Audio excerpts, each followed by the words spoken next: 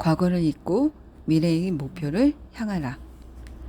자신의 이야기를 책에 실어달라고 부탁한 영국 여성이 있었다. 이 여성은 복잡한 가정사가 있다며 나에게 면담을 청했다. 그녀는 결혼한 지 39년이 되었고 자녀들은 장성하여 독립했는데 남편이 인도태생의 정부와 불륜을 저지르고 있었다.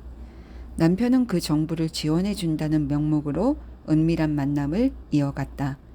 여성은 크게 분노했고 상대 여성에게 원한을 품고 미워했다.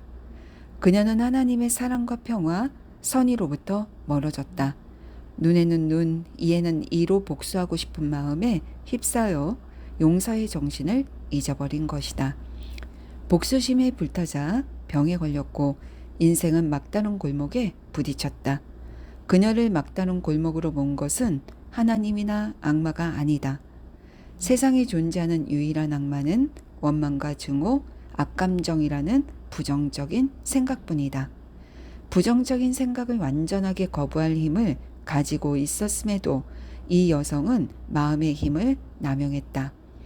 나는 그녀에게 홍콩행 비행기를 조종하던 기장의 이야기를 들려주었다. 기장은 나에게 비행기 운항 원리를 알려주었는데 비행기는 항로를 이탈하는 걸 방지하기 위해 여러 가지 등을 사용한다고 한다. 악천후 때문에 24km나 항로를 벗어난 적도 있다고 했다. 그는 불빛을 보고 몇 분 만에 다시 궤도에 올라 하나님의 비행기로 하늘을 날았다. 하나님의 빛이 비행을 인도하신 것이다. 여성도 잠시 항로에서 벗어났지만 하나님이 쏟아내시는 빛과 영광과 경이로움을 보고 다시 항로로 돌아올 수 있었다.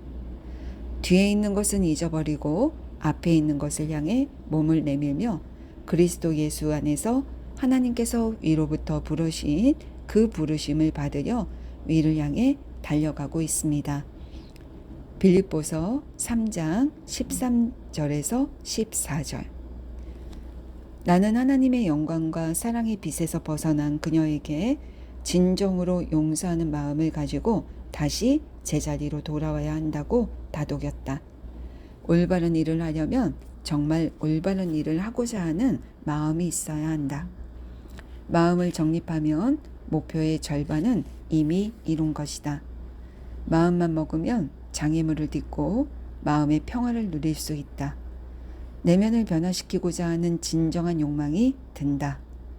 사슴이 시냇물 바닥에서 물을 찾아 헐떡이듯이 내 영혼이 주님을 찾아 헐떡입니다.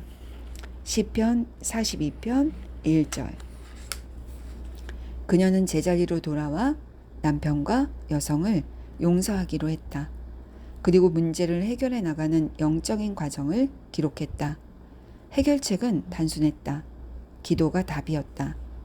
그녀는 준비된 하나님의 선물을 받아들이라는 내용의 기도를 올렸다. 온갖 좋은 선물과 은혜는 위에서 곧 빛들을 지으신 아버지께로부터 내려옵니다. 아버지께는 이러저러한 변함이나 회전하는 그림자가 없으십니다.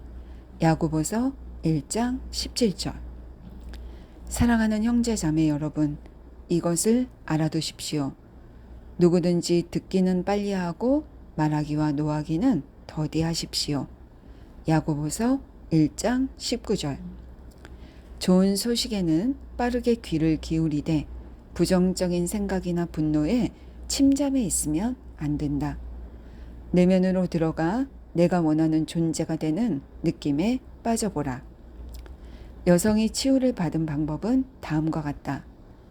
그녀는 나의 조언에 따라 남편을 축복하기로 마음먹었다. 누군가를 축복할 때는 그 사람에게 하나님의 자질과 속성이 있다고 생각하고 그 사람 안에 거하는 하나님께 충실해야 한다. 내가 만나는 사람 각자가 모두 하나님의 화신이다. 모든 이의 마음에 하나님이 거함으로 하나님의 참된 모습은 다른 사람의 참된 모습이기도 하다. 그녀는 마음과 사랑을 담아 다음과 같이 기도하며 남편을 진심으로 축복했다. 남편은 하나님의 사람입니다. 하나님의 참된 모습은 남편의 참된 모습입니다. 남편은 하나님의 사랑과 조화, 마음의 평화를 표현하고 있습니다. 하나님은 남편을 신성하게 인도하시고 남편에게 빛을 비추십니다. 남편과 나와의 관계에는 신성한 사랑과 평화, 조화만이 깃들어 있습니다. 남편 안에 있는 신성의 경의를 포함합니다. 두렵거나 걱정이 되거나 남편을 원망하는 마음일 때는 즉시 남편은 하나님의 사람이십니다. 하나님은 남편을 통해 당신을 표현하고 계십니다. 라고 묵묵히 주장하며 하나님의 영적인 진실로 눈을 돌렸다. 그녀는 진심을 담아 기도했고 하나님의 영예로운 빗줄기에 시선을 고정했다. 끝까지 인도하는 자는 답을 얻는 법이다.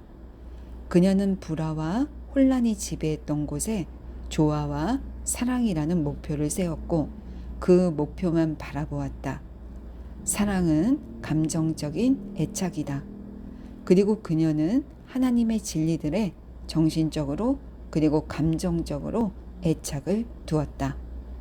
나는 그녀에게 하나님의 진리에 관심을 기울이고 인내하면 현재 의식의 상태를 미래 경험을 예측할 수 있게 재구성할 수 있다고 말해 주었다.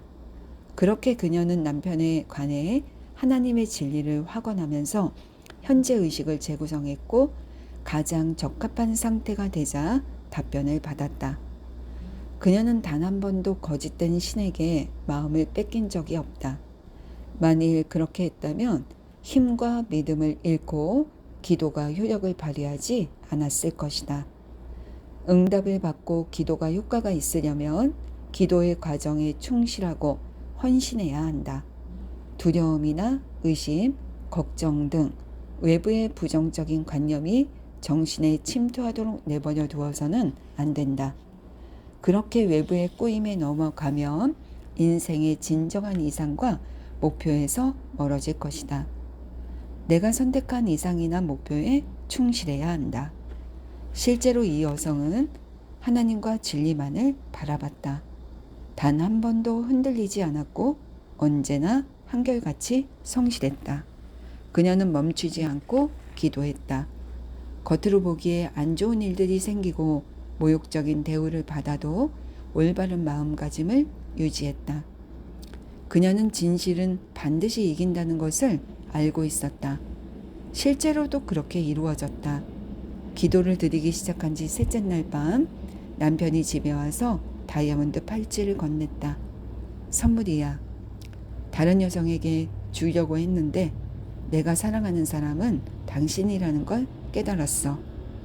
남편은 자신이 어리석었음을 인정하고 용서를 구했다.